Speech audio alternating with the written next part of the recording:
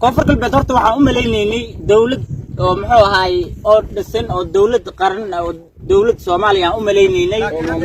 laakiin inay ahayn oo muxuu ahaay dawlad raxweyn leh ay oo leedahay inay tahay wixii muxuu ahaay af maxaa tiri ku hadlaa inay dawlad ay u ahayn inta may ku hadlay dawlad ay u yihiin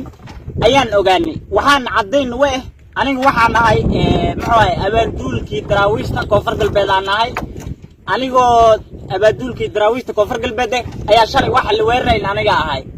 meesha ciidanka tuugu waa la leeyahay waa ciidan qaar waxaa u badan ciidankii daraawiishta koonfur galbeed oo abaanduulkii ururkii muxuu ahaay oo aan xukumay oo marka haddii wasiirka qabiil oo noqday inta maxaa tiri ku hadlay haddii ay muxuu ahaay koonfur galbeed ay ka tirsaneen annagana inta oo afmay ku hadasha dawladdu ma naqaana hanaska dhiciyaan waa iska dhicinayna كو توجي محوا يا قروينا حدي توجا أي لا ذاي أنت محوا قال جعل استجن قال جعل توجا هندوية أنت ما يقاضش إن توجا ونقا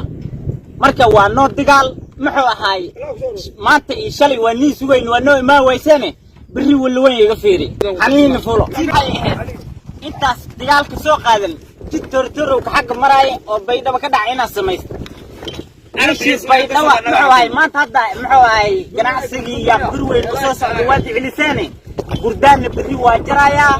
محوا هاي يا قروي إلا جتوا دحيسنا واجرايا لاقى مشهد مر كفر البلد أي مر لت أنت ما يقالش أي مر لت هسه ما يصير ورجع ينتظر لك